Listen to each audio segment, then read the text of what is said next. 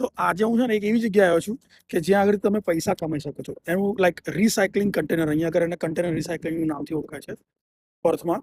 તમે જોઈ શકો છો અહીંયા આગળ કેટલી મોઘી મોઘી ગાડીઓ, જેમ કે જો ટેસ્લા છે, ઓડી છે, પ્રાડો, અને એવા ઘણા બધા લોકો છે અહીંયા આગળ કે જે લોકો બોટલ્સ લઈને પોતાની બોટલ રિસાયકલ કરવા માટે અહીંયા આગળ આવે છે.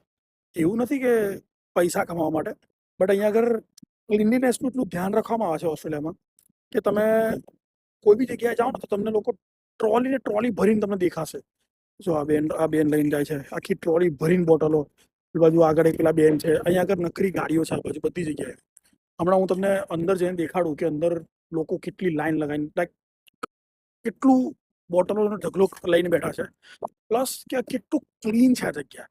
અને અહીંયા આગળ શું છે કે એક બોટલ નાખો તો 10 સેન્ટ મળે તમને. હું તમને બતાવું અંદર જઈને.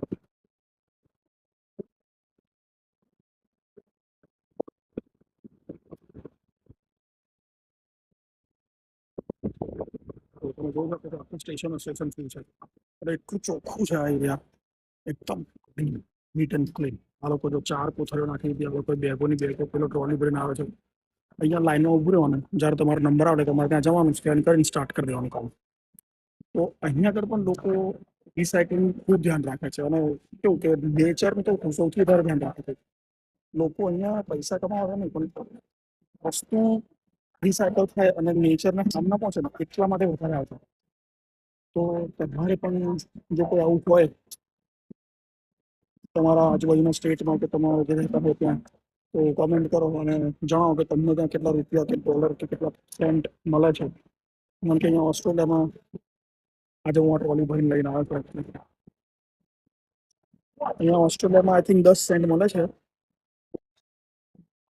અહીંયા ઓસ્ટ્રેલિયામાં તમે એને પ્લાસ્ટિકના કેન, કાચની બોટલ, કાગળના કવર બધું નાખી શકો છો અને બધામાં તમને 10 સેન્ટ મળશે. હું તમને બતાવું કે આ કેવી રીતે થાય છે આગળ. આ મશીન હોય આવું. અહીંયા આગળ તમારે તમારો બારકોડ સ્કેન કરવાનો એ એપમાંથી, અને જેવું સ્કેન કરો એટલે આ મશીન સ્ટાર્ટ થઈ જાય. હું એ પ્રોસેસ કમ્પ્લીટ કરીને તમને આગળનું વિડીયો બતાવું. તમે જેવું સ્કેન કરો આગળ બધું આવી જાય અને આ મશીન સ્ટાર્ટ થઈ જાય. આવી રીતે કેન લેવાનું અને અહીંયા મૂકવાનું. પછી આ પ્લાસ્ટિકની બોટલ, બધામાં જેટલા જેમ તમે અંદર નાખો એમાં તમને અહીંયા આગળ સેન્ટ્સ વધતા દેખાય. 40 સેન્ટ એટલે 4 બોટલમાંથી 5 બોટલ એટલે 50 સેન્ટ, 60 સેન્ટ. અહીંયા આગળ દેખાડે તમને કે કેટલા પ્લાસ્ટિકની બોટલ ગઈ, કેટલી સ્ટીલની ગઈ, બધું જ તમને ઓવરઓલ ડાટા તમને ખબર પડે છે. એટલી બોટલમાં એટલી બોટલમાં તમને પૈસા મળે.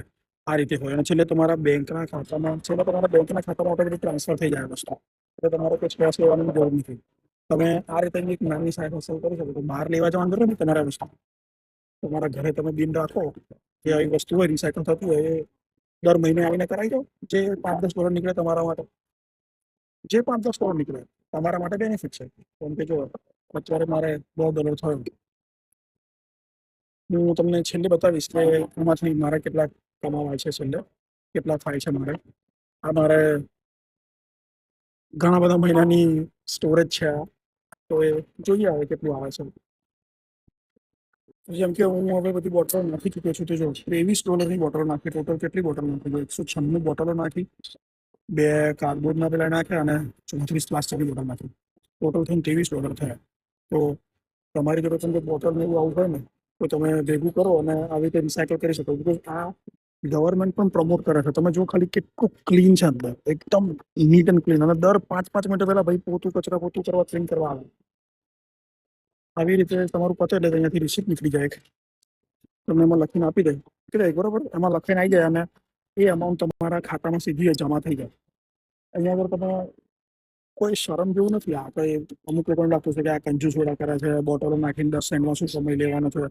કમાવાની વસ્તુ નથી આ. તમે નેચરને સેફ રાખો છો. અને બીજું કે કંઈ ખોટું નહીં કર્યા. અગર ગવર્મેન્ટ જો પ્રમોટ કરતી હોય આ વસ્તુને તો આઈ ડોન્ટ થિંક સો કે તમને શરમ રાખવાની જરૂર પડે. અગર તમારા ઘરે થતું હોય તો તમે આવીને આવી રીતે રિસાયકલ કરી શકો છો અને ઇઝીલી નાના મોટા એક્સપેન્સીસ કાઢી શકો છો આમાંથી. અને આ જગ્યા એટલી ક્લીન છે ને, તમને હું ત્રીજી વાર બતાવી દઉં છું. એકદમ નીટ એન્ડ ક્લીન એની ઓફિસ. સિંક પણ મૂકે છે તમારા હાથ ધોવા માટે. અને આ જો કેટલા લોકો નાખે છે અહીંયા આગળ બોટલોની બોટલો નાખવા આવે છે. ક્લીનલીનેસ જો અહીંયા આગળ એસી છે અંદર. આ ઓડી વાળાને પૈસાની જરૂર છે, ખોટ છે પૈસાને. ટેસ્લા વાળો છે, ટેસ્લા વાળાને પૈસાની ખોટ હોવાની છે. બટ આ જસ્ટ એક વસ્તુ છે કે ગવર્મેન્ટ પ્રમોટ કરે છે આ વસ્તુને કે તમે નેચરને ના બગાડશો, એના જગ્યાએ તમે અહીંયા આવીને નાખો, તમે પૈસા બી કમાશો અને નેચર બી સેફ રહેશે. તો મોસ્ટલી લોકો કેવું કે ભાઈ જેના ઘરે છોકરાઓ હોય કે જેના ઘરે એક્સેસિવ અમાઉન્ટમાં પ્લાસ્ટિકની બોટલો કે લાઈક કેન્સ ભેગા થતા હોય, એ લોકો ડેફિનેટલી આનો યુઝ કરે છે. અને ઘણા લોકો એમ છે કે આ કેટલું ચીપ હરકત કરે છે કે ભાઈ એક 10-10 સેન્ટ માટે બોટલો નખાવા છે. પણ હરકત ચીપ નથી. આ એક વસ્તુ છે કે તમારો નાનો મોટો ખર્ચો નીકળતો તો તમને કઈ શરમ ના આવી જોઈએ. અને મોટામાં મોટી ગવર્મેન્ટ વસ્તુ પ્રમોટ કરતી હોય અને આટલું ક્લીન રાખતી હોય, ગવર્મેન્ટ આ વસ્તુ પાછળ હજારો ડોલર ખર્ચતી હોય. જો આ બિલ્ડિંગ એટલી મોટી છે કે લોકો ડ્રોપ, બરાબર, તો ગવર્મેન્ટ જો આ વસ્તુમાં પ્રમોટ કરતી હોય, આટલી જગ્યા હાયર કરતી હોય, આટલું મોટું જગ્યા લઈને, એ પણ એર કન્ડિશન વાળી જગ્યા છે, તમને આટલી સર્વિસ પ્રોવાઈડ કરતી, તમારા લોકોને આવીને નાખવામાં પ્રોબ્લેમ શું છે? અને એ પણ તમને પૈસા મળે છે, મફતના જ પૈસા છે ને. જે તમે લાવો છો એમાં તમને થોડું ઘણું રિફંડ મળે છે, એવું સમજી લો. જે આપણે કોઈક વખત ડિસ્કાઉન્ટ 5-10% લેવા માટે ભાગીએ છીએ ને, તો બસ આ એ 5-10% અહીંયા બચાવી લો. તમારું શું કહેવું છે આ જગ્યા વિશે? કોમેન્ટમાં કહેજો. અને તમારા આસપાસમાં આ જગ્યા છે તો એ જગ્યાને શું નામથી ઓળખાય છે અને કેવી રીતે તમે એનો પ્રોસેસ કરો છો એ પણ જણાવજો.